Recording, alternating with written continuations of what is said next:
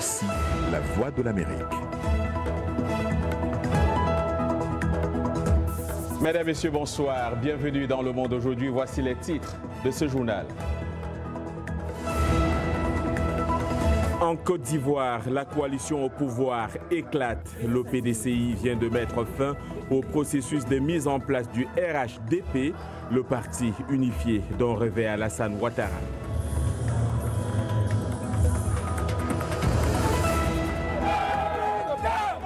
Au Cameroun, l'opposition peine à s'entendre sur un candidat unique à l'élection présidentielle d'octobre prochain. Pendant que vous avez passé la campagne, a dit les gens...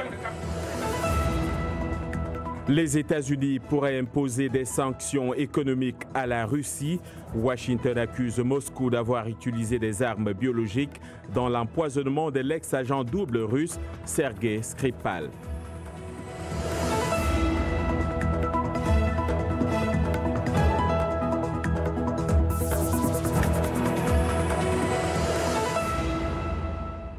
Madame, Messieurs, bonsoir. Après plusieurs mois de tensions croissantes, le Parti démocratique de Côte d'Ivoire, le PDCI, a mis fin à son alliance avec le parti du président Alassane Ouattara, le RDR, faisant éclater la coalition au pouvoir depuis 2010.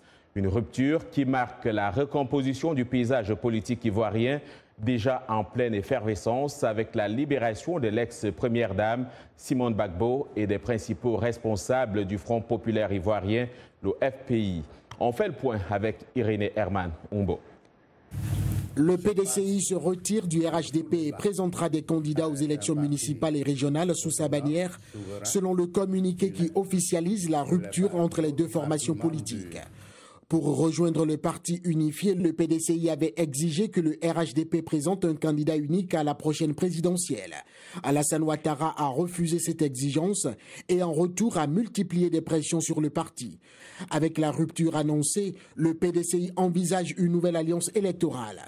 Le FPI de son côté est également en phase de nouveau départ, comme l'a annoncé Simone Gbagbo juste après sa libération. La vieille page est tournée. Amen. Aujourd'hui, toutes les choses sont devenues nouvelles. Militants et militantes, levez-vous pour la nouvelle page. Quant au parti d'Henri Konan Bédié, il se réserve le droit de promouvoir une plateforme de collaboration avec les Ivoiriens qui partagent sa vision d'un pays réconcilié et soucieux des droits, des libertés et du bien-être de ses populations.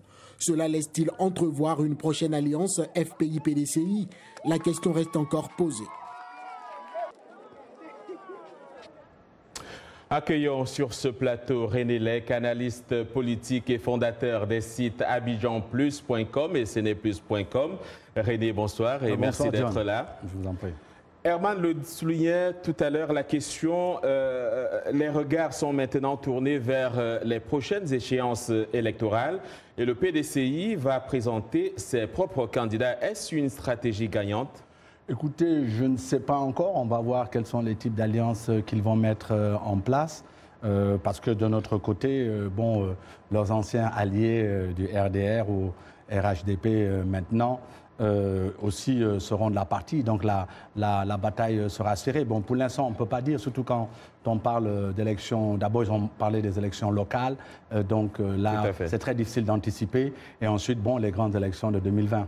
Alors, comme on dit à Abidjan, qu'est-ce qui n'a pas marché pour qu'on en arrive à cet éclatement de cette coalition entre le PDCI et le parti de Ouattara? Écoutez, John, moi je pense que on est un peu dans les choses, c'est dans l'ordre des choses. Qu'est-ce qui s'est passé dès lors qu'Alassane Ouattara annonce à mi-mandat qu'il confirme ce que beaucoup pensaient déjà, il confirme qu'il ne se représentera pas, qu'il termine son mandat et il s'en va. Il est évident, il devient un peu ce que l'on appelle ici aux États-Unis un lame duck président, et donc un peu une situation d'inter-régime. Et dès que vous êtes dans une situation un peu d'inter-régime, que les gens savent que vous ne serez plus aux affaires dans 18 mois, dans 24 mois, dans un certain nombre de temps, vous perdez un peu votre pouvoir. Et au fond, ce qui se passe le plus souvent, c'est que la coalition autour de vous, elle éclate. Alors, en un mot, il y a un acteur qui ne parle pas beaucoup ces derniers temps, c'est Guillaume Soro. Comment se positionne-t-il? Écoutez, on va voir. Je pense que Alassane Ouattara a dit déjà le 27 juillet dernier, il a refait comprendre dans son message à la nation, le jeu va être ouvert, il ne cherche pas à positionner en particulier quelqu'un. Je pense que Guillaume Soro aura sûrement une carte à jouer en 2020. René Lec, merci d'être venu. Je rappelle que vous êtes analyste politique et fondateur des sites abidjanplus.com et seneplus.com. Je vous remercie. Je vous en prie, John. Au Mali, le président sortant, Ibrahim Boubacar Keïta, et le chef de file de l'opposition, Soumaïla Cissé, seront bien opposés au second tour de l'élection présidentielle le 12 août. La Cour constitutionnelle en a fait la confirmation hier, rejetant par la même occasion les recours de l'opposition. Cheikh Modibo Diarra, arrivé 4e au premier tour avec 7%, a fait une déclaration ce matin soulignant qu'il n'a pas de consigne de vote à donner. En me lançant dans la course, je croyais possible l'avènement d'un nouveau Mali. Un État respecté et qui inspire confiance. Un État soucieux de la prospérité des citoyens et de la stabilité, de la paix et de la sécurité. Un État avec des institutions crédibles, une armée restructurée, une bonne administration du territoire, un pouvoir judiciaire au-dessus de tout soupçon. Ceci au prix d'une nouvelle façon de gérer la cité. La Cour constitutionnelle vient de rendre public son verdict qui renvoie au deuxième tour messieurs Ibrahim Boubacar Keïta et Soumaïla Cissé. Le jugement de la Cour est sans appel. Et un républicain respectueux des institutions de la République, je prends acte sans commentaire.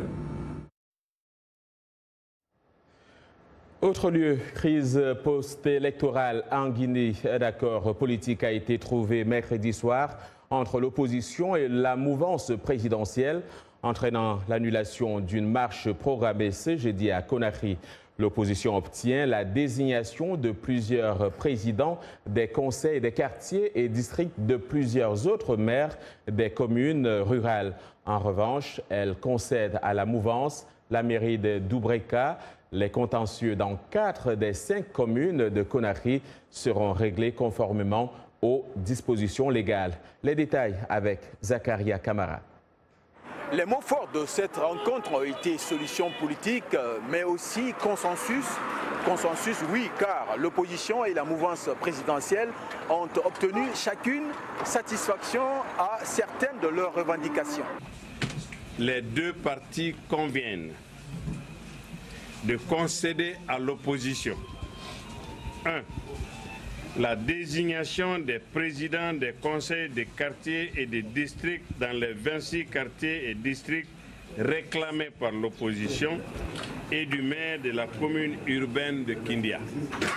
De concéder à la mouvance la désignation du maire de la commune urbaine de Doubreka en faveur de la mouvance présidentielle. Il était utile de s'en sortir pour s'occuper d'autre chose, a dit le chef de file de l'opposition guinéenne. Mais si Cellou Dalein Diallo s'est réjoui de la signature de ces accords, il est resté prudent. Nous avons accepté qu'une solution politique soit trouvée au contentieux électoral. Je voudrais demander à l'ensemble des militants d'accepter ce compromis. Après la signature de documents, le chef de file de l'opposition a annoncé la suspension de la marche programmée pour aujourd'hui.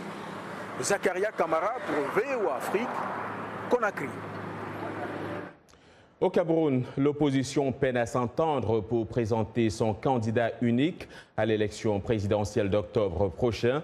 Les factions sont de plus en plus visibles, 3 jours seulement après la publication de la liste des différents candidats à ce scrutin. Reportage de notre correspondant à Yaoundé, Emmanuel Juntap. 8 des 9 candidats retenus pour prendre part à l'élection présidentielle sont issus des rangs de l'opposition. Parmi eux, Cabral Libi, favorable à une coalition de l'opposition, mais à une condition. Nous nous retrouvions dans une salle Et ma proposition, c'est que chacun d'entre nous vote pour celui qu'il pense parmi nous les 9 qu'il peut être à la tête de l'équipe. Le SDF, principal parti de l'opposition, est plus tranchant sur le choix d'un candidat unique. La formation a déjà constitué sa propre coalition. Notre champion va convier la presse pour vous dire quelles sont les formations politiques que nous avons contactées et qui ont accepté avec les organisations de la société civile soutenir la candidature de Joshua aussi. Le mouvement Nao de l'avocat Akeremouna prône pour sa part la poursuite des négociations. On continue à rester en contact avec les autres leaders, on continue à négocier, on continue à discuter dans l'optique de cette coalition de l'opposition. Après maintes tentatives, cet acteur de la société civile n'a pu réunir l'opposition autour d'un candidat unique. On va nous dire peut-être que le lendemain, avant octobre, il y aura des coalitions. C'est ce sur quoi je suis péremptoire. Il n'y aura rien du tout dans le sens des intérêts de peuple. Depuis le retour de la démocratie au Cameroun en 1990, l'opposition est parvenue à présenter un candidat de la coalition une seule fois à l'élection présidentielle. C'était en 1992. Emmanuel Jules Tap, VOA Afrique, Yaoundé. Bientôt, un air de liberté pour les rebelles au Soudan du Sud. Le président Salva Kiir a en effet publié, selon la radio d'État, un décret d'amnistie pour les rebelles, dont son grand rival Riek Machar. Cette annonce intervient peu après la signature dimanche à Khartoum d'un accord de partage du pouvoir entre le gouvernement et la rébellion, ce qui doit notamment permettre à Riek Machar de retrouver son poste de vice-président. Au Zimbabwe, Tenda Biti est en liberté. Cette figure de l'opposition qui avait fui en Zambie pour y demander l'asile politique a été renvoyée jeudi dans son pays. Un renvoi qui a alarmé les diplomates occidentaux et soulevé la réprobation de l'opposition zimbabwéenne. Présenté à la justice en fin d'après-midi à Harare, Biti a lancé aux journalistes, et je cite, « Nous continuons la lutte. Son parti, le MDC, s'apprête à déposer un recours contre les résultats de la présidentielle du 30 juillet. » Les États-Unis ont annoncé une nouvelle série de sanctions contre la Russie en relation avec sa prétendue tentative d'empoisonnement de l'ex-espion russe Sergei Skripal et sa fille en Grande-Bretagne. Le département d'État a publié mercredi un communiqué affirmant que des sanctions seraient imposées à la Russie car elle a utilisé une arme chimique en violation du droit international. C'est un reportage de Slatit Oak rendu par Arzuma Compaoré. Sergei Skripal et sa fille Yulia ont tous deux récupéré de l'empoisonnement de mars. Mais 3 mois plus tard, du Novichok, le même agent neurotoxique qui a gravement atteint les Skripal, a rendu malade 2 autres personnes. L'une d'elles n'a pas survécu. Dawn Sturgis est morte une semaine après être entrée en contact avec le poison. Son partenaire Charlie Rowley a survécu. Mes mains étaient recouvertes de quelque chose. Je peux donc vous dire que c'était une substance huileuse avec très peu d'odeur. Le couple n'était peut-être pas la cible, mais ils ont touché des objets contaminés dans une ville non loin de Salisbury, où les Skripal ont été empoisonnés. La première ministre britannique Theresa May a demandé une enquête approfondie sur les 2 cas. La police et les services de sécurité travaillent urgemment pour établir tous les faits dans ce qui est maintenant une enquête sur un meurtre. Les enquêteurs ont identifié au moins 2 suspects dans la vidéo de surveillance d'un magasin où le couple aurait été contaminé. La Grande-Bretagne a appelé ses alliés à condamner Moscou pour les attaques présumées au poison. La réalité est que la Russie a commis une attaque sur le sol britannique, entraînant la mort d'un citoyen britannique.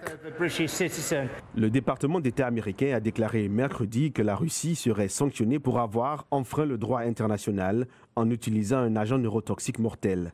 Les sanctions devraient entrer en vigueur dans environ 2 semaines, après une période de notification au Congrès.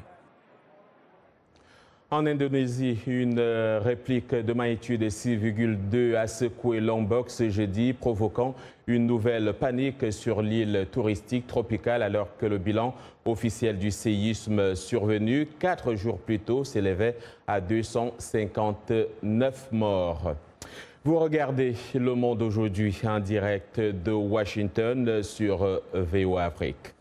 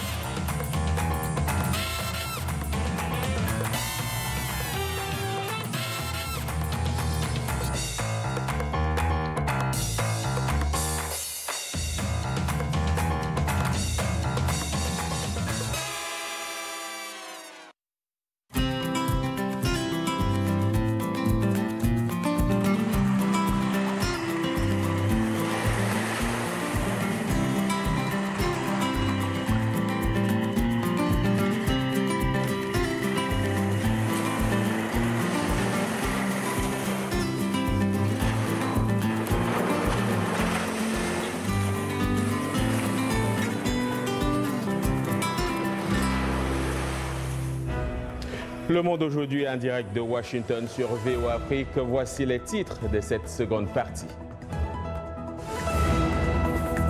Cela pourrait être un problème de santé majeur en Afrique si ce n'est déjà le cas. Le phénomène du blanchiment de la peau prend de l'ampleur. Au Nigeria, 77% des femmes en sont des adeptes. Une collection de près de 1200 jouets, c'est l'œuvre d'Ahmed Ibrahim, un jeune artiste égyptien. Leur spécificité, c'est qu'ils sont fabriqués à partir de canettes de soda vide. Comment pallier le manque d'électricité sur le continent? En Ouganda, un projet d'énergie hydroélectrique pourrait être la solution, mais il ne fait pas l'unanimité.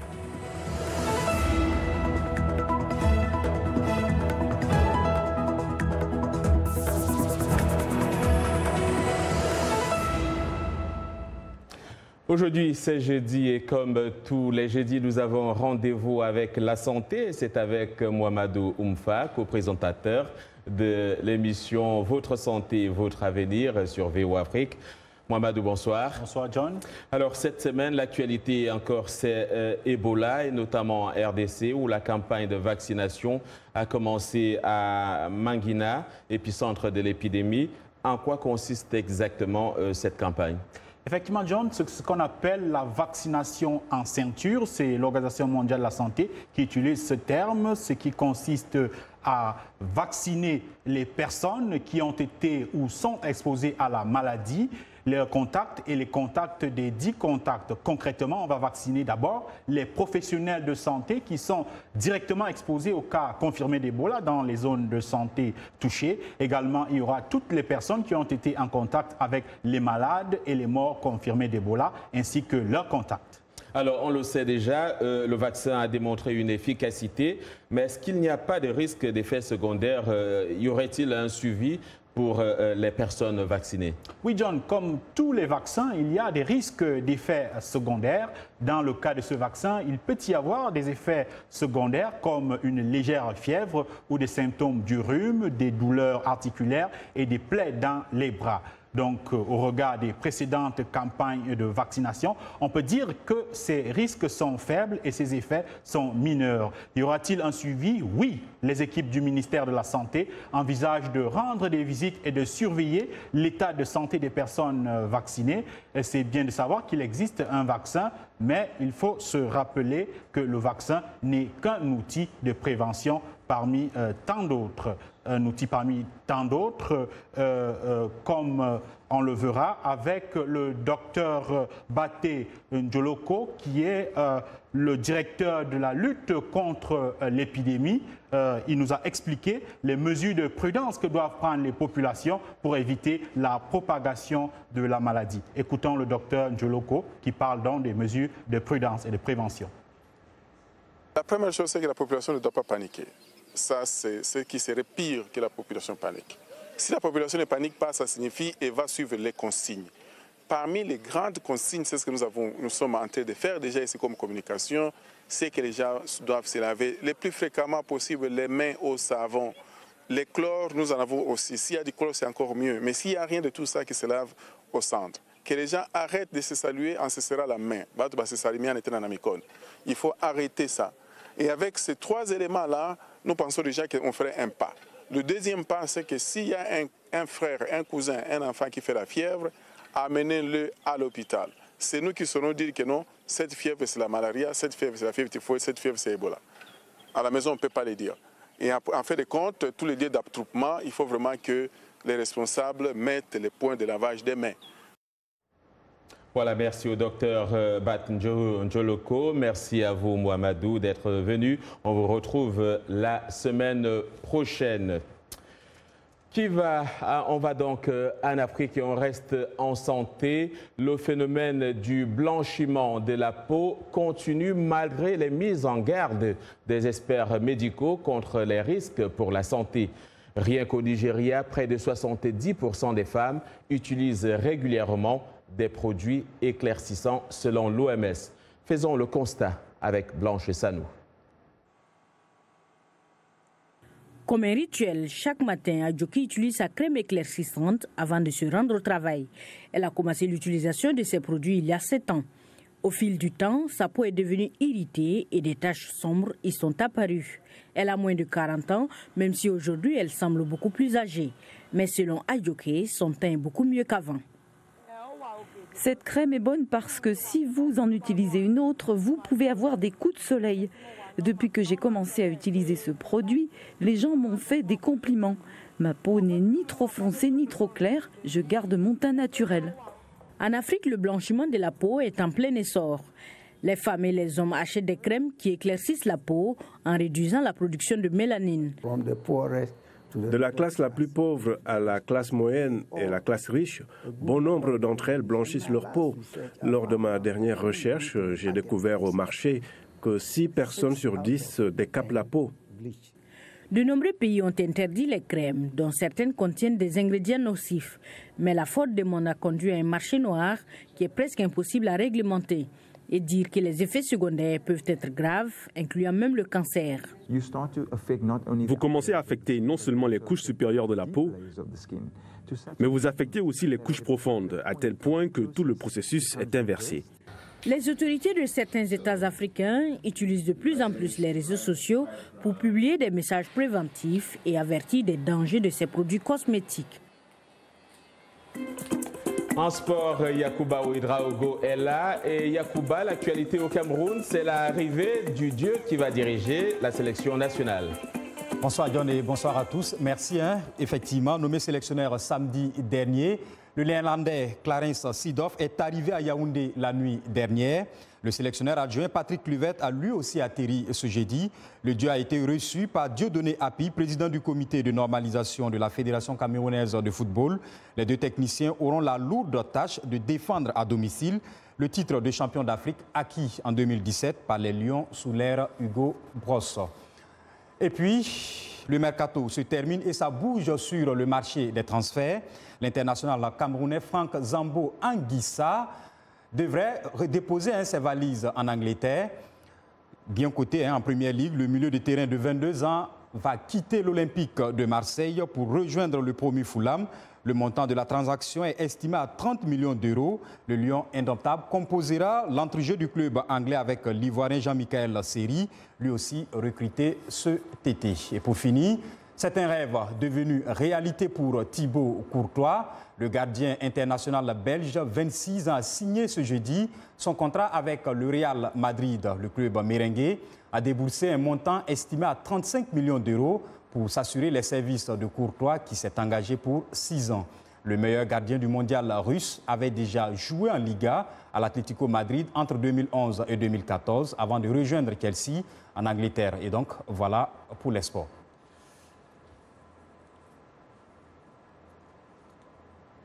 Merci Yacouba pour ces informations sportives. Autre actualité, en Ouganda, un projet d'énergie hydroélectrique tente de remédier aux problèmes de production d'électricité et combler le vide laissé par d'autres sources comme l'énergie solaire.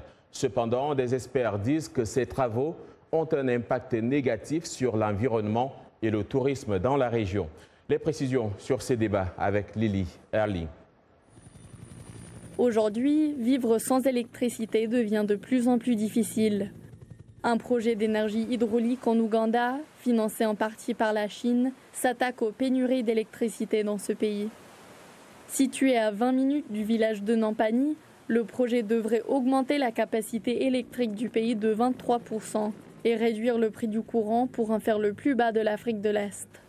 Certains experts avertissent que le projet nuira à l'écosystème local et le tourisme de la région.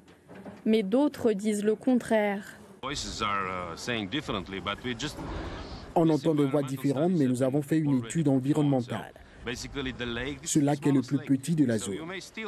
Vous pouvez toujours aller sur la rivière, faire du rafting et tout ce qui attire les touristes. Vous pouvez aussi aller juste le voir parce que ce n'est pas un grand lac, ça ne va pas détruire la rivière. Pour le chef de projet de la centrale hydroélectrique, les avantages dépassent les coûts éventuels. Actuellement, l'Ouganda a désespérément besoin d'électricité Une fois le projet hydroélectrique réalisé, il pourra, dans une grande mesure, remédier à la situation. Et le surplus d'électricité peut être exporté vers les pays voisins. Pour l'instant, 88% des ouvriers sont locaux. Mais l'impact réel du projet ne sera pas connu avant son aboutissement, prévu fin 2018. Pas sûr que ces jouets utilisaient de l'électricité. Ahmed Ibrahim manquait donc de jouets lorsqu'il était enfant. Une expérience qu'il ne souhaite pas aux enfants de son âge et de son entourage. Avec sa créativité et son talent, il a fabriqué des centaines de jouets à partir de canettes de soda vide. En seulement 4 ans, ce jeune artiste égyptien a produit une impressionnante collection de près de 1200 jouets en étain. Arzouma Compaoré. C'est à l'âge de 9 ans qu'Ibrahim a créé pour la première fois un petit modèle d'avion en étain. 4 ans et des milliers de jouets plus tard, il est déterminé à créer le premier musée d'étain dans le monde arabe. Je ne suis pas le plus jeune à créer des œuvres d'art en canette. Il y a des personnes au Brésil et ailleurs. Regardez mes idées et les leurs. Moi, je fais des choses totalement différentes. Ils vendent leurs œuvres d'art, mais je veux les garder pour moi-même. Si je commence une exposition, ce sera pour montrer que je suis le plus jeune et le premier artiste à créer ce type d'art. Utilisant uniquement des canettes, de la colle et des ciseaux, Ibrahim fabrique des véhicules qui roulent, des jeux de société et même des poupées. Mais pour lui, ce n'est pas que de l'art. Le recyclage des métaux nocifs est aussi une raison essentielle pour continuer ce travail. Ce qui lui vaut d'ailleurs le soutien de sa famille. La création de ces jouets lui a appris à être rationnel. Au lieu d'acheter des jouets en matériaux recyclés que nous jetons et qui nous sont revendus, il a utilisé ses idées pour fabriquer des jouets pour lui et sa sœur.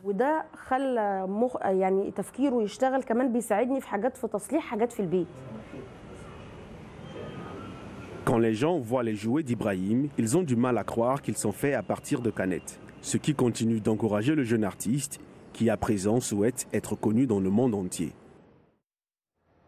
Elle ne voue pas un amour aux jouets, mais plutôt aux chats. La péruvienne Maria Torero héberge en effet chez elle à Lima quelques 200 chats, les plus touchés par le virus de la leucémie féline.